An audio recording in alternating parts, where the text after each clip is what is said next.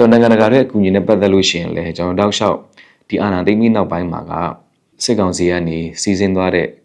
ကူအညီအထောက်ပံ့တွေကတစ်အချက်တကယ်ဒုက္ခရောက်နေတဲ့လူထုတွေစီလည်းမရောက်နေဘူ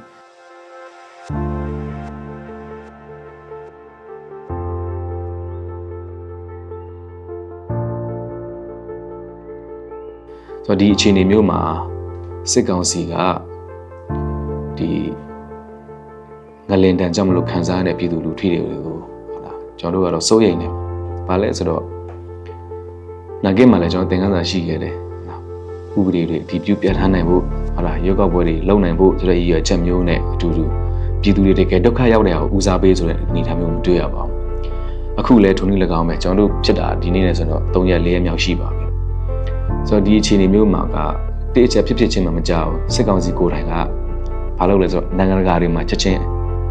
ကူညီပေးပါအထောက်ပံ့ပေးပါဆိုပြီးတော့ပဲလမ်းတောင်းတယ်တိုးတော်လက်ရှိမြေပြင်မှာလက်ရှိအခြေအနေထိစစ်ကောင်စီကလေရင်နဲ့ဟလာပြီးတော့မှတန်နိုင်ငံလုံးအတိုင်းအတာနဲ့ nation wide ပေါ့လေနော်ဒါကူညီကယ်ဆယ်လုပ်ငန်းတွေလုပ်နေတာလည်းမတွေ့ရပါဘူး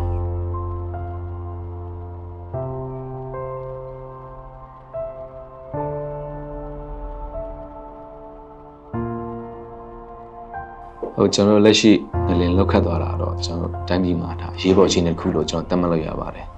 ဒါကျွန်တော်တို့နာဂစ်ပြီးတော့မှဒါသဘောအပေးနဲ့ပတ်သက်လို့ရှင်ဒါအကြမ်းတမ်းဆုံးအခြေအနေတစ်ခုကျွန်တော်မြန်မာနိုင်ငံမှာရင်ဆိုင်နေရတယ်ဖြစ်ပါတယ်ဒါတော့ကျွန်တော်တို့နိုင်ငံမှာဒါရေးပေါ်အခြေအနေတစ်ခုလို့ကျွန်တော်တို့နဲ့သတ်မှတ်ပြီးတော့မှဒါကျွန်တော်တို့ဒီတည်ဆုံးသွားတဲ့သူတွေရောပျက်စီးသွားတဲ့ဝိုးအိမ်တွေကစဒါတွေအားလုံးကျွန်တော်တို့အနေနဲ့စိတ်မကောင်းပါဘူးဝမ်းနဲ့ကြေကွဲရပါတယ်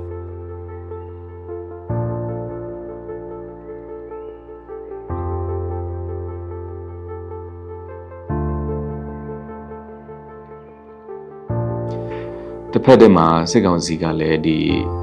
နိုင်ငံတကာအကူအညီတွေကိုကြိုးစိုးကြောင်းပြီးတော့မှဟောပါတော့ဟိုလာဖို့လိုအပ်ကြောင်းပြောတယ်ဆိုပေမဲ့လည်းတကယ်လည်းတွေ့မှာကသူတို့ပိတ်ပင်တာမျိုးတွေလည်းအများကြီးတွေ့နေရတယ်နိုင်ငံတကာအင်အားစုတွေပေါ့လေနော်ဟို UN ကလည်းပြောမယ်ဆိုရင်စစ်ကောင်စီကိုတိမမပြူဘူးဆိုပေမဲ့တရားဝင်ပြောတယ်ဆိုပေမဲ့လည်းတွေ့သူ့ရဲ့ရန်တရားတွေဖြစ်နေတဲ့ INGO တွေ UN ရဲ့ပေါင်းပါဖြစ်နေတဲ့ခုနအလုပ်ပေါ်ကံဖက်တွေကစစ်ကောင်စီနဲ့လက်တွဲလုပ်နေတာလည်းတွေ့နေရတယ်အဲ့တော့ဒါကိုကြည့်ချင်းအဖြစ်ကျွန်တော်တို့တခိုးတရုတ်ကန်ဆိုတဲ့ပုံစံမျိုးလည်းမဖြစ်စေချင်ဘူးအခုထိုင်းရဲ့အခြေအနေကလည်းပြောမယ်ဆိုစစ်ကောင်စီကိုခေါ်ခြင်းလို့ဆိုတာတရုတ်ရဲ့ဖိအားမှုပေးမှုတွေလည်းအများကြီးတွေ့နေရတယ်ကျွန်တော်သတိထားမိပါတယ်ဆိုတော့နိုင်ငံတကာရဲ့အကူအညီနဲ့ပတ်သက်လို့ရှိရင်လည်းကျွန်တော်တောက်လျှောက်ဒီအာဏာသိမ်းပြီးနောက်ပိုင်းမှာကဒီစစ်ကောင်စီကနေစီစဉ်သွားတဲ့ဒီအကူအညီအထောက်ပံ့တွေကတစ်အချက်တကယ်ဒုက္ခရောက်နေတဲ့လူထုတွေစီလည်းမရောက်နေဘူးနှစ်အချက်ဒီအထောက်ပံ့တွေကသူတို့ပေးခြင်းတဲ့နေရာတွေမှာပဲသူတို့စီမံခြင်းတဲ့နေရာမှာပဲအဓိကထားပြီးပေးတယ်ပြီးမှဂိတ်တွေဆင်းဆင်းချထားပြီးတော့မှပဲဒီခုနပြောနေတဲ့အဲထောက်ပံ့တွေအကူအညီတွေတကယ်လိုအပ်တဲ့သူစီမရောက်ပဲနဲ့ဒါပြောမယ်ဆိုတော့ဒီအကျိုးမြတ်ပေါ့လေနော်စစ်ကောင်စီကနိုင်ငံရေးလက်နက်တစ်ခုလိုမျိုးဖြစ်နေတာကိုတွေ့နေရပါတယ်ဆိုတော့ဒါကိုလည်းဒီအခြေအနေမျိုးကနိုင်ငံတကာတွေကလည်းပြန်လည်သုံးသပ်ပြီးပါပေါ့နော်အကူအညီထောက်ပံ့ပေးတဲ့ကိစ္စရပ်တွေကလည်းစစ်ကောင်စီနဲ့သွားတာမျိုးမဟုတ်ပဲနဲ့ခုနကနေဆက်ဖြတ်ကျော်ပြီးသွားဖို့လိုတယ်ပြီးတော့မှတိုင်းသားဒေသတွေမှာရှိနေတဲ့အင်အားစုတွေနဲ့ပူးတွဲဆောင်ရွက်ဖို့လည်းလိုတယ်ဒါတကယ်လက်တွေ့ကြတဲ့ဟာမျိုးပေါ့နော်ဆိုတော့ထိန်းချုပ်နေမိတွေတော်တော်များများပါလဲတိုင်းသားအင်အားစုတွေလည်းလက်ထဲမှာလည်းတွေ့နေရပါတယ်ပြီးတော့မှရပ်ဖက်ဖွဲ့စည်းနေတဲ့ဘူအောင်ဆောင်ပြီးတော့မှကုရင်ဆောင်မှုတွေသွားဖို့လိုပါတယ်ဒီစစ်ကောင်စီရဲ့လူထုတွေတကယ်ကူညီခြင်းတဲ့သဘောထားကပြောမယ်ဆိုတော့ဒါသူနိုင်ငံရေးအကျိုးများရဖို့ဆိုတာမျိုးပဲကျွန်တော်အဓိကကြုံတွေ့နေရလဲဖြစ်ပါတယ်ပေါ့လေနော်အဲ့တော့ဒီခြေနေမျိုးမှာကဒီပေါ်လာတဲ့ပြဿနာတွေကိုထားပြီးဖြေရှင်းတယ်လူသားချင်းဆန္ဒထောက်ထားတယ်ဒါကလည်းအရေးကြီးသလိုမျိုးကျွန်တော်နိုင်ငံရေးပြဿနာကိုဖြေရှင်းဖို့လိုတဲ့အတွက်ကြောင့်မလို့နိုင်ငံရေးပြဿနာဖြေရှင်းဖို့လို့ပြောတဲ့အခါကျရင်တော့စစ်ကောင်စီကနိုင်ငံရေးနဲ့ကွန်းကွာဖို့လည်းလိုပါတယ်အရက်ဖက်အုပ်ချုပ်ရေးအောက်ကနေမှတစ်ဆင့်ဒီစစ်ဖက်ရန်တရားကိုလည်းပြန်လဲတိဆောက်ဖို့လိုအပ်ပါတယ်ဆိုတာကျွန်တော်လည်းအကြံပြုတိုက်တွန်းချင်ပါတယ်ကျွန်တော်မြန်မာနိုင်ငံမှာကဒီလင်းကနဲ့အတွင်းမှာလေနော်ဒုက္ခပေါင်းစုံကိုတောင့်ခံပြီးပြောမယ်ဆိုရင်ချန်ပီယံဖြစ်နေတယ်ဟုတ်လားကျွန်တော်ကို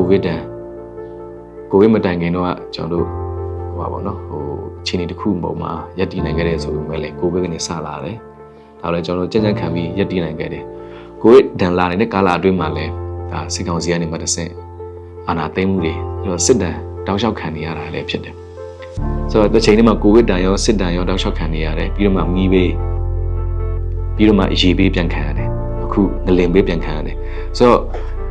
ခြေနေတစ်ခုထိမှကျွန်တော်တို့အများကြီးကျွန်တော်တို့အသက်ရှင်ပြီးတော့မှပဲနေနိုင်ခဲ့တဲ့လူတွေအတွက်ကိုတော့ကျွန်တော်တို့ဆက်လက်ပြီးတော့မှပဲတောင်းခံပေးပါဆက်လက်ပြီးတော့လဲကျန်တဲ့မျိုးဆက်တွေအတွက်ကိုကျွန်တော်တို့ဒီခြေနေမျိုးမှာတောင်းခံပြီးတော့မှပဲကျွန်တော်တို့ကျမကြီးကူးဆိုင်ဖို့လည်းကိုတန်မှန်ဖို့လည်းလိုတယ်အခြေဆက်တွေအများများနဲ့ဟောပေါ့နော်ပူပေါင်းဆောင်မှုတွေမြင့်တင်ဖို့လည်းလိုတယ်စိတ်တမကြဖို့လည်းလိုပါတယ်ဘာလို့လဲဆိုတော့ကျွန်တော်ဒီခြေနေဆိုးတွေကြော်ဖြတ်ပြီးသွားပြီဆိုတော့ပိုကောင်းလာတဲ့အခြေအနေတစ်ခုကိုကျွန်တော်တို့အားလုံးတူလက်တွဲပြီးတော့မှပဲဆောင်ရွက်သွားနိုင်မယ်လို့တော့ယုံကြည်ပါတယ်အဲဒါမို့လို့ကျွန်တော်တို့ခုဖြစ်နေတဲ့အခြေအနေဆိုးမျိုးတွေမှာစိတ်နဲ့ကြသွားတာမျိုးတွေမဖြစ်ဘဲနဲ့ကိုကိဆိုင်ပါနိုင်တဲ့ဘက်ကနေပံ့ပိုးကူညီပါပြီးတော့မှစိတ်တမကြအောင်ကျွန်တော်တို့ဒီတိုင်းမှာပုံမှုပြီးတော့မှပဲကောင်းလာတဲ့အခြေအနေတစ်ခုရအောင်ဝိုင်းဝန်းပြီးတော့မှပဲဖန်တီးကြပါလို့ကျွန်တော်လည်းတော့တိုက်တွန်းလိုပါတယ်အားပေးလိုပါတယ်